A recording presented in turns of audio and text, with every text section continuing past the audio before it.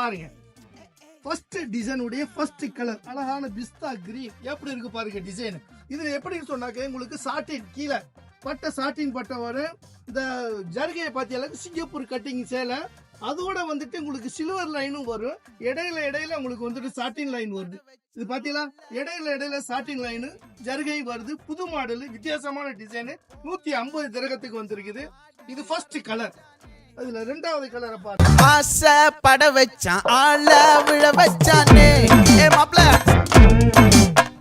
போலாம் இருமச்சான்